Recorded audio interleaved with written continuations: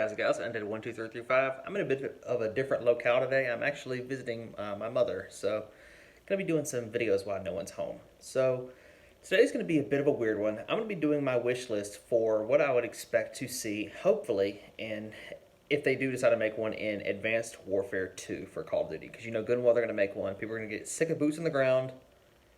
This is what they're gonna go back to. Yeah, this shirt's old as dirt. I've actually found it. I haven't worn this shirt in nearly 3 years, so I went and found it the other day, and I'm like, wow, I could start wearing that. Then a friend of mine that I game with, he said, well, I'm wanting Advanced Warfare 2, so I thought I'd do my wish list. First of all, I don't want an Advanced Warfare 2. I don't. A lot of people don't. It's just not that good of a Call of Duty. It's the movement, the whole sporadic and stuff like that, with how you're moving your character. It's just not good for Call of Duty. Black Ops 3 did the advanced movement best because all you had was a boost jump and you had some sort of directional control, front, right, left, and back, stuff like that you could do. That was perfect. With Advanced Warfare, it was jump up, you could move in any direction, you could slide backwards and stuff like that. It was not made for Call of Duty, and it didn't help either that the hit detection was inconsistent, so you'd end up getting melted sometimes, or sometimes just you would melt someone. My biggest gripe with that game is they had the supply drops. I spent money on supply drops in that game. I spent way too much money on supply drops in that game. I spent my birthday money and Christmas money for 1 year. Roughly $300 total on that game. Stupidly, and I'm not scared to admit I did it because you had to. You had to have the Obsidian Steed or the Inferno or the Bare Fist or the Insanity. You had to have those guns to compete because everything else was so weak in the game. Those guns could kill in 3 to 4 shots. Every gun aside from those killed in roughly 6 to 10, depending on how bad or good the gun was.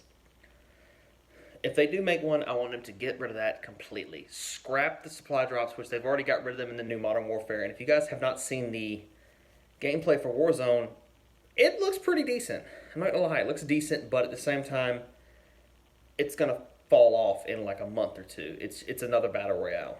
They've copied so much. They've already admitted.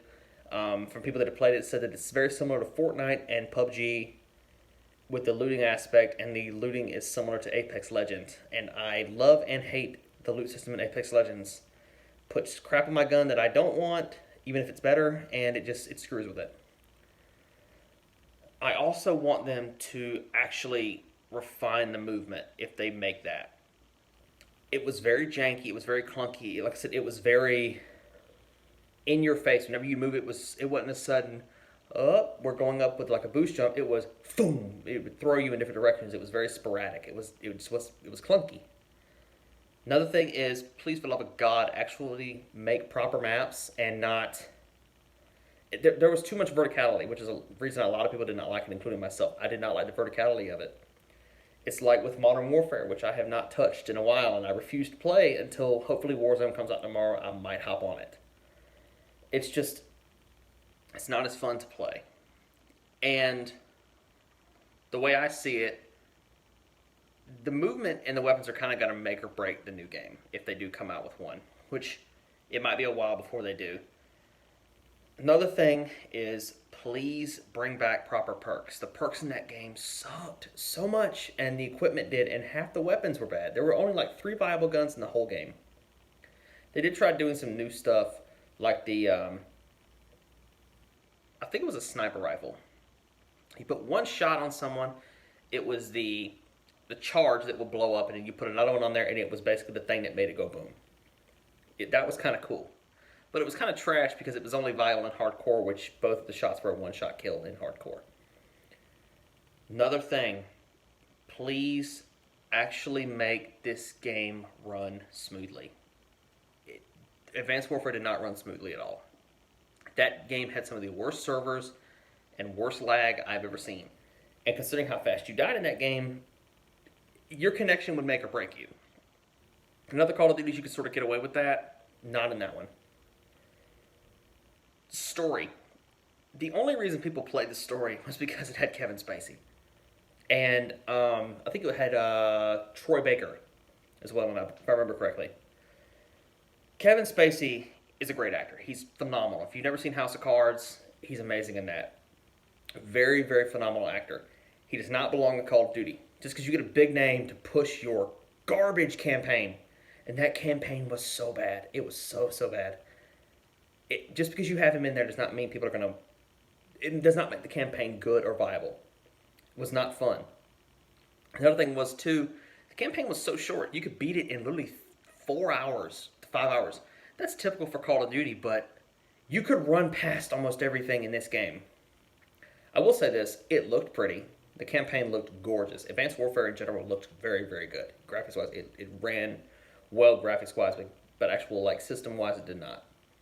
Another thing is if you guys decide to bring back Advanced Warfare Zombies, do it properly this time, because they shoehorned that crap into there for no reason. The game was dying off, and they pushed zombies in there so hard because they were trying to capitalize on what Treyarch did with the Black Ops series. For the love of God, do it properly. And just because you make a map that has John Malkovich and Jonathan Bernthal in it does not make it good. You guys put these big name actors in there, blow half your budget for that map on their voice acting and their motion capture just to try to appeal to an audience. It's not good. It's not. It does not work with the Call of Duty formula, and it does not work for zombies. Just like with Infinite Warfare did that with their zombies. They had David Hasselhoff. That's the last time he's worked since the SpongeBob movie. Really, you put him in there just because to try to capitalize on something. It's not fun. It's not fun. It also doesn't make your game any better. Also, actually expand on the clan system. This was the Call of Duty that sort of pissed me off because it was this and Ghost back in the day where you literally had to play 24 hours a day to make your clan worth a crap. I lost friends because of that clan system. I don't know if I've ever told the story. A gentleman that was in a clan, the clan I was in, he was a clan called ABN, Assassins by Nature. He basically told us we had to play 10 hours a day. He would go off and just jack off or do whatever he was doing with his family and would basically reap the rewards from it, and we were basically stuck playing. You had to play all day long in order to actually get somewhere with the clan system in that game. It just wasn't, there was no really incentive to play aside from just grind all day. And of course you got some decent stuff. Like in Ghost, you got clan armor, like the yellow and red armor. I had, for your character, I had that stuff because the clan that I was in was actually properly doing what we were supposed to and actually playing and having fun, not constantly having to just grind your head against a wall all day long to do stuff like that. Expand on it a little bit. Actually make the game worthwhile in the long run. And it didn't really make sense to me how they did the actual armor system in that game and the cosmetics, because you could either buy them or you could get the bloodshot gear by going on kill streaks, which lasted for like 15 minutes. You only got that armor for 15 minutes. You basically made your character a glowing red target across the map. It lasted 15 minutes. If you got the full suit for going on a 30 plus, if I remember correctly. It's been like 3 years since I've played that travesty. You got a full red gear set if you played. And it just went away. There was no incentive to really go for it because you're just going to snatch it away and I've got to do it again. Another thing was, actually, if you get duplicates of something, I don't remember if they did it in the end, but they allowed you to delete duplicates. Give us something back for that. Like, actually, if we get so many duplicates, let us trade in and buy another weapon. Kind of like how the Black Ops system does, where you actually are able to, if you have extras and duplicates, it dismantles into keys, and you turn the keys into other stuff and like supply drops and stuff like that. Make a system like that. All in all, I don't want an Advanced Warfare 2. This is just wishful thinking. I do not want an Advanced Warfare 2, and a lot of people don't. A lot of people do not want a World War 2. They want a Call of Duty World War 2. And apparently there's supposed to be, sorry, little dog. There's supposed to be a remaster of World at War or either Modern Warfare 2 coming this year for the new Call of Duty. It's probably going to be World War 2 remastered, or excuse me, World at War 2, or either War at War remastered thrown in there as an incentive because a lot of people do not want another Black Ops. That's probably what I'm gonna do my next video on is my Black Ops 5 wish list. If that ends up being what the new Call of Duty is, and I pray it's not. But anyways, guys, thanks for everything. Don't forget to like and subscribe. I hope you like listening to me rant. And as always, I'll see y'all later.